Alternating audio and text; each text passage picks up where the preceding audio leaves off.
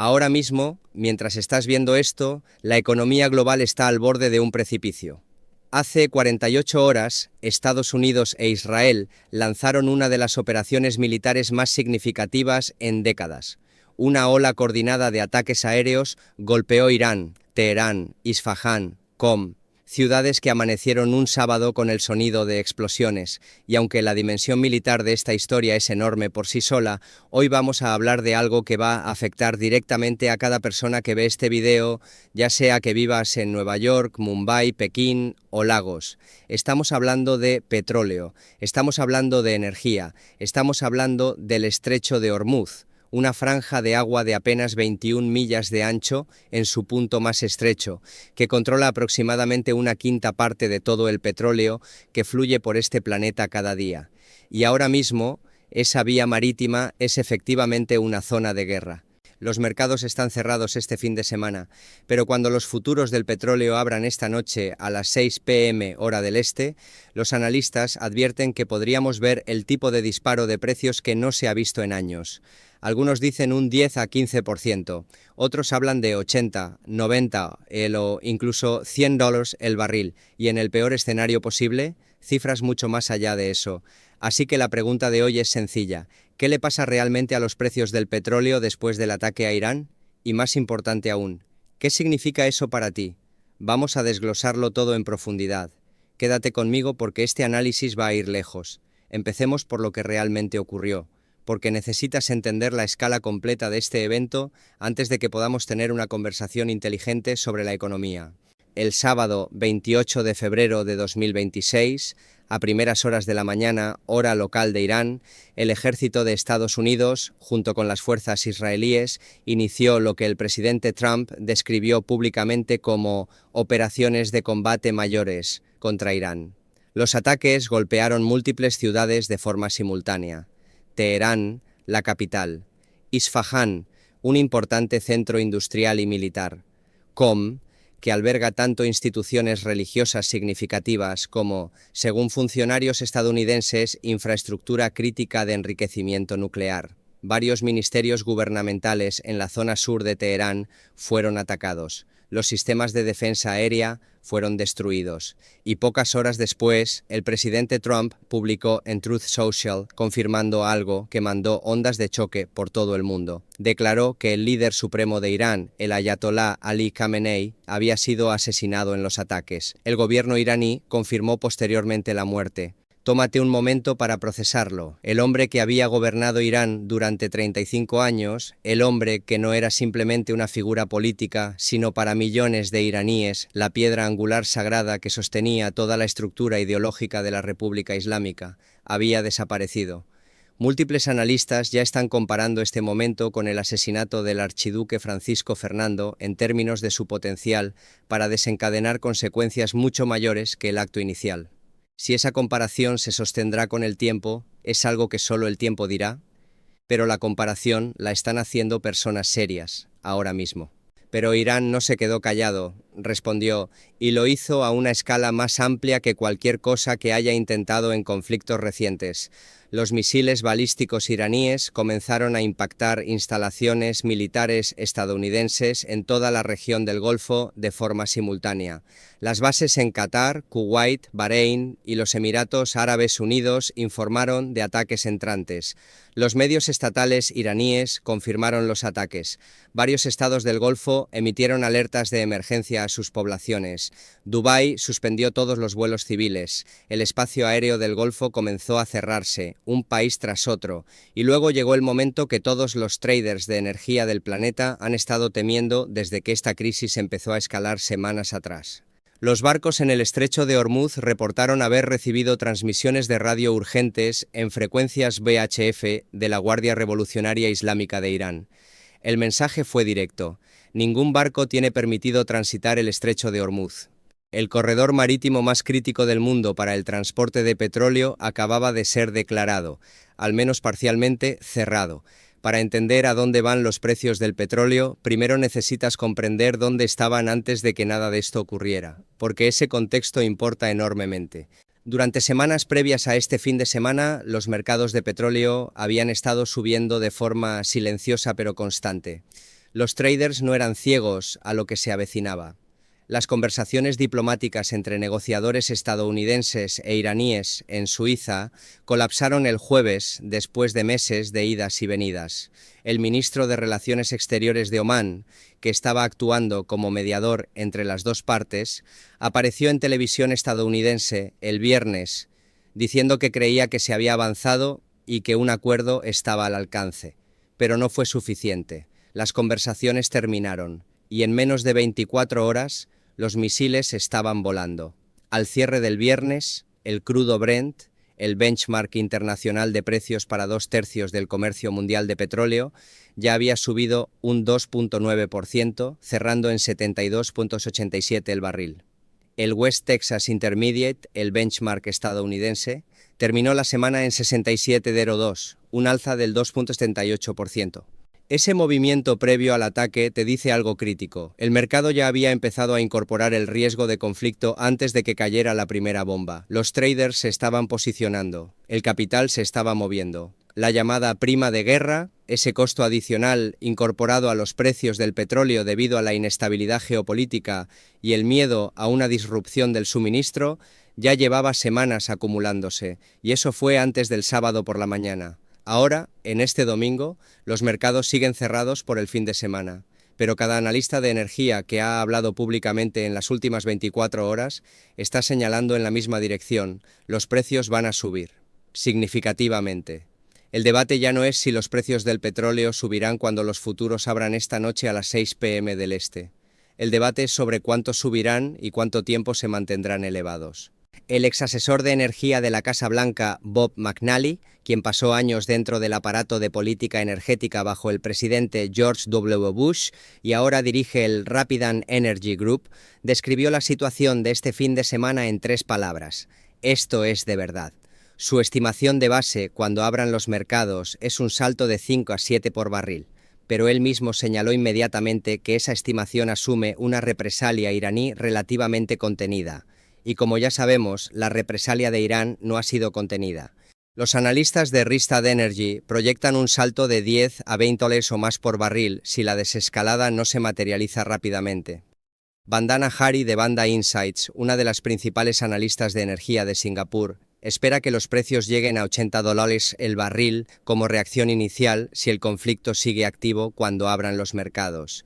Y el estratega de VS Giovanni Staunovo está observando de cerca si los flujos de petróleo se interrumpen físicamente, porque eso es lo que convierte una reacción de mercado en un cambio estructural sostenido de precios. Los números se mueven rápido y todos se mueven hacia arriba.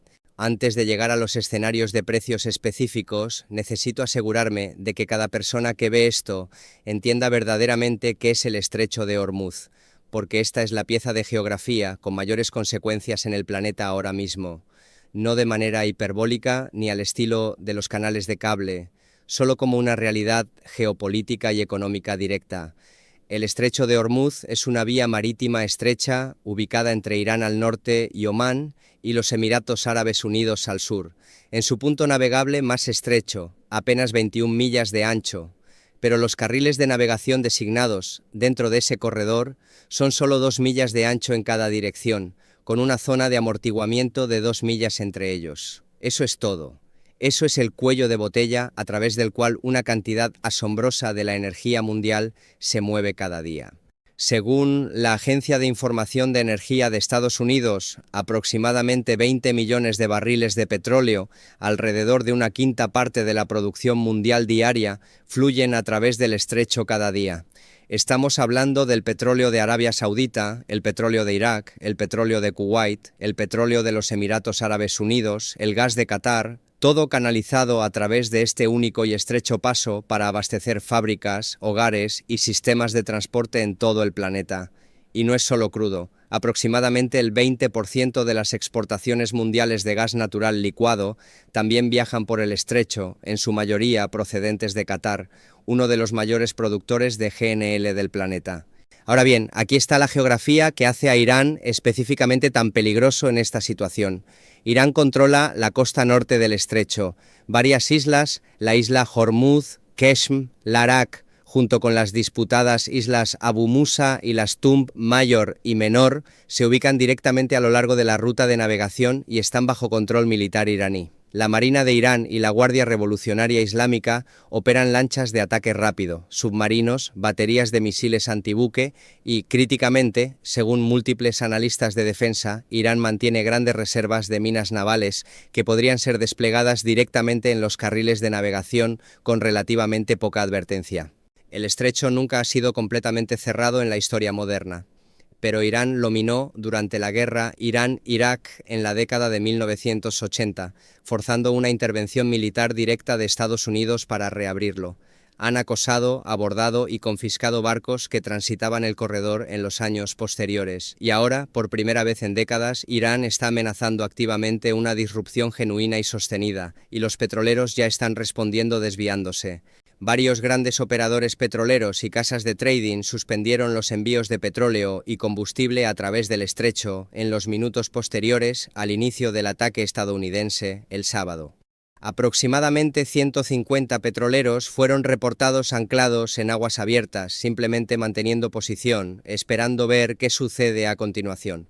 Las compañías de seguros ya están bajo presión para o bien aumentar masivamente las tarifas para el tránsito por el estrecho o negarse a suscribir esos viajes por completo, lo que funcionalmente produce el mismo resultado. Un analista lo capturó perfectamente. Esto no es una historia de Venezuela. Venezuela se trata de una capacidad de producción en declive. Esta es una historia de cuello de botella. Y las historias de cuellos de botella son categóricamente más peligrosas, porque la producción la puedes reconstruir con el tiempo. Un cuello de botella bloqueado simplemente no lo puedes desviar a corto plazo. Hablemos específicamente de la respuesta de Irán, porque el carácter y la escala de esa respuesta es precisamente lo que hace que este fin de semana sea diferente de episodios previos de este conflicto. Cuando Israel atacó instalaciones nucleares iraníes en junio de 2025, el mundo contuvo la respiración y luego exhaló lentamente. La represalia de Irán en aquella ocasión fue relativamente medida y contenida. Los precios del petróleo subieron bruscamente y luego cayeron en pocos días cuando quedó claro que el estrecho no estaba siendo interrumpido. Los mercados se recuperaron, los traders tomaron nota cuidadosa de ese patrón. Subida por miedo, recuperación con la realidad, y muchos asumieron que la misma dinámica se aplicaría a este fin de semana, pero este fin de semana es diferente, significativamente, estructuralmente diferente. La represalia de Irán esta vez ha sido descrita por múltiples fuentes informativas como dramáticamente más amplia en alcance que cualquier cosa vista durante los ataques del verano pasado. Los misiles balísticos iraníes golpearon instalaciones militares estadounidenses en múltiples estados del Golfo de forma simultánea. Qatar, Kuwait, los Emiratos Árabes Unidos y Bahrein confirmaron ataques entrantes. Los medios estatales iraníes confirmaron los ataques. Estos no son gestos simbólicos ni disparos de advertencia. Son ataques retaliatorios, coordinados y de múltiples frentes que apuntan a la infraestructura militar estadounidense en el corazón de la región productora de petróleo del mundo. Y luego llegó el estrecho de Hormuz.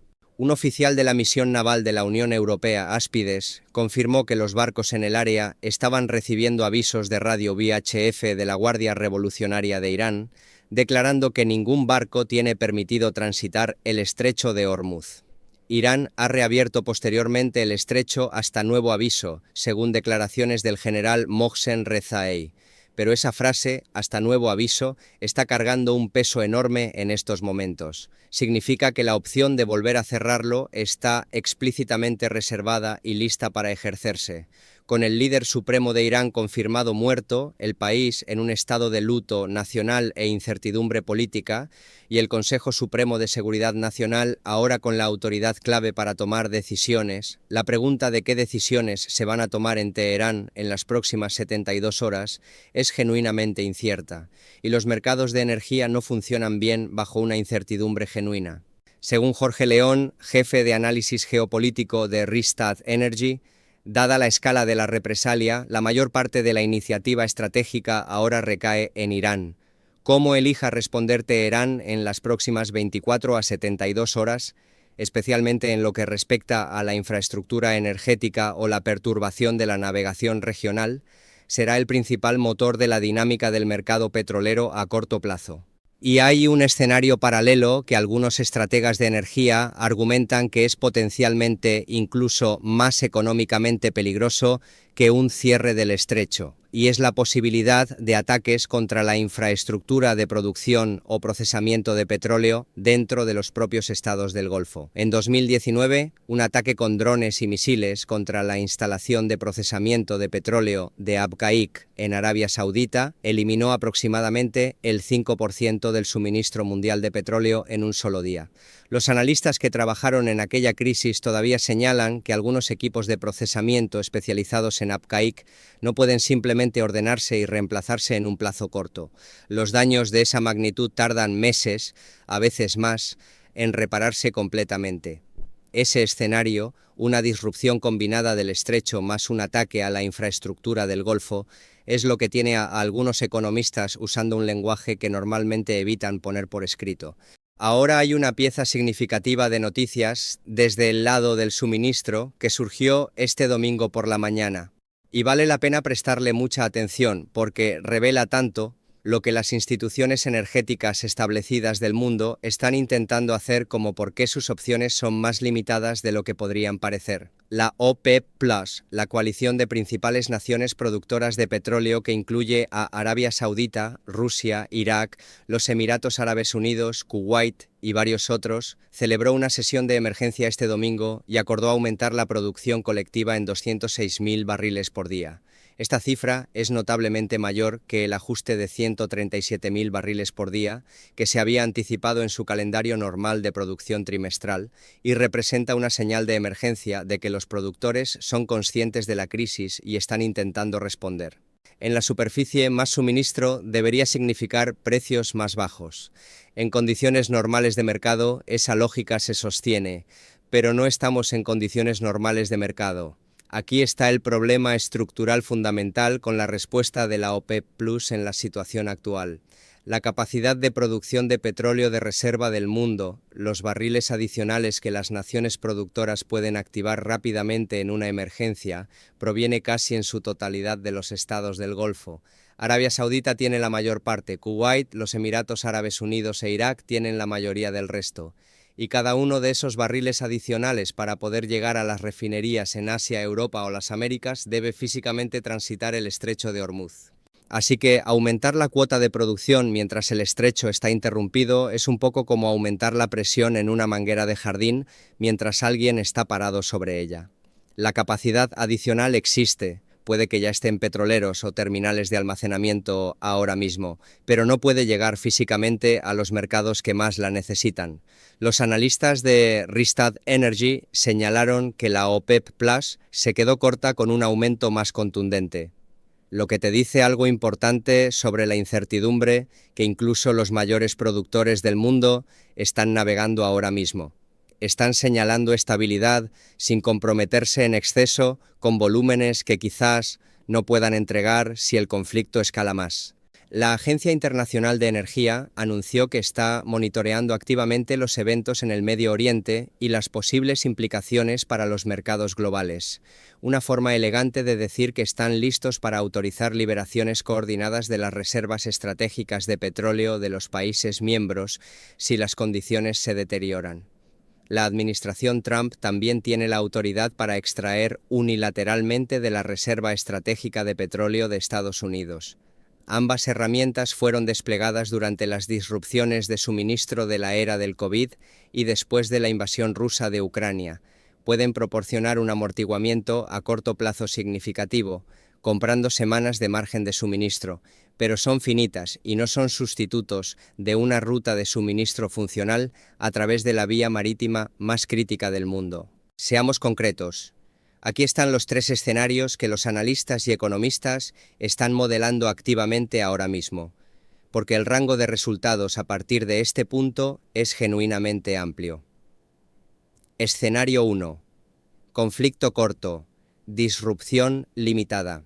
En este escenario, los ataques militares se mantienen enfocados en la infraestructura militar y nuclear iraní. Irán responde mediante salvas de misiles y fuerzas proxy, pero se detiene antes de un cierre deliberado y sostenido del estrecho de Hormuz. Los combates se desescalan en 1 a 2 semanas. El tráfico por el estrecho regresa no a algo cercano a la normalidad. Los mercados reaccionan bruscamente al abrir, el petróleo sube entre un 10 y un 15% en el salto inicial, lo que a partir del cierre del Brent del viernes de 72,87 nos sitúa en algún punto entre los $80 y los $84 por barril. Doloroso, pero manejable. Los precios de la gasolina en Estados Unidos, que ya se dirigían hacia los 3,10 a 3,15 en la próxima semana o 2, llegarían aproximadamente a 3,50 en este escenario. La economía global absorbe el golpe y se recupera. Los bancos centrales gestionan el repunte inflacionario sin tener que endurecer dramáticamente la política monetaria. El columnista de energía de Bloomberg, Javier Blas, describe este escenario como incómodo pero no catastrófico, el tipo de impacto que la economía global ha sobrevivido antes.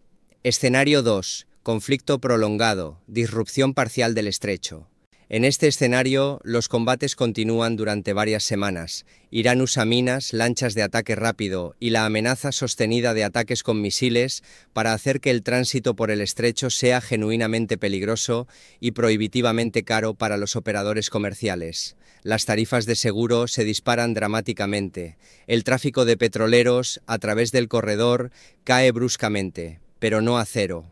Los precios del petróleo se empujan hacia los 90 a $100 por barril. Los precios de la gasolina en Estados Unidos superan los 3,75, potencialmente llegando a $4 o más en muchas regiones. La inflación global, que había estado enfriándose lentamente, sube bruscamente de nuevo. Los bancos centrales se encuentran atrapados en la misma pesadilla que enfrentaron en 2022. Precios al alza combinados con crecimiento desacelerado, la condición que los economistas llaman estanflación. Este escenario duele fuerte, particularmente para las economías asiáticas que no tienen fuentes de suministro alternativas cercanas a las que recurrir. Escenario 3. Cierre total del estrecho o ataque mayor a infraestructura. Este es el escenario que nadie quiere poner por escrito, pero que todos los analistas serios están modelando. Un cierre sostenido del estrecho de Hormuz, que dure de 2 a 3 semanas o más, elimina aproximadamente 20 millones de barriles por día del suministro accesible del mercado. Algunos analistas sitúan el petróleo en 150 a 160 por barril en este escenario. Otros ponen $200 sobre la mesa como posibilidad genuina si el cierre se prolonga.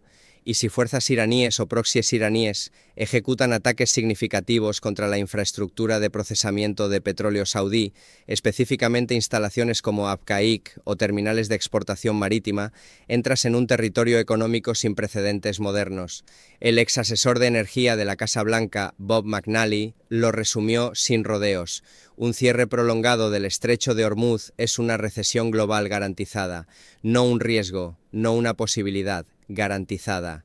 La economía global consume aproximadamente 100 millones de barriles de petróleo por día. Ninguna combinación de liberaciones de reservas, aumentos de producción de emergencia o desvíos de rutas alternativas puede reemplazar 20 millones de barriles por día en ningún plazo significativo a corto plazo.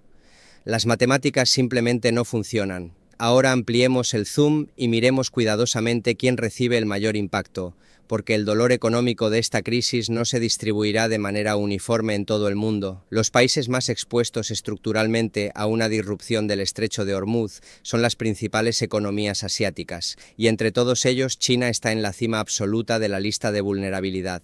China es la segunda economía más grande del mundo y su mayor importador de petróleo. Aproximadamente la mitad de las importaciones de crudo de China fluyen a través del estrecho de Hormuz. Eso no es una dependencia marginal. Es una realidad estructural. Una disrupción no solo afecta a los costos de importación de energía de Pekín, afecta la capacidad de producción manufacturera china, que abastece al mundo de electrónica, maquinaria, bienes de consumo y componentes industriales. Cuando el petróleo se vuelve caro y difícil de conseguir para las fábricas chinas, cada producto que fabrican se vuelve más caro de producir, y esos aumentos de costos no se quedan dentro de China, viajan por las cadenas de suministro globales y aterrizan en las estanterías de las tiendas en Europa, Estados Unidos y todas las economías que importan bienes fabricados en China.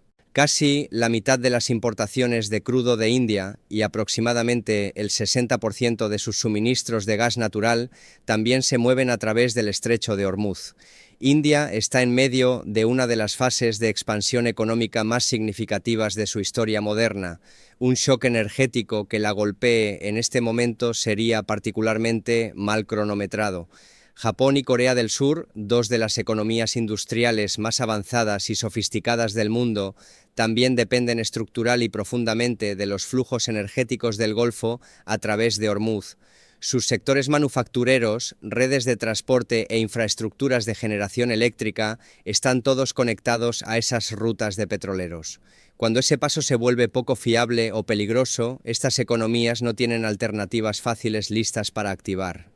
Mirando los números en conjunto, China, India, Japón y Corea del Sur representan cerca del 70% de todo el crudo y condensado que transita el estrecho en cualquier día dado.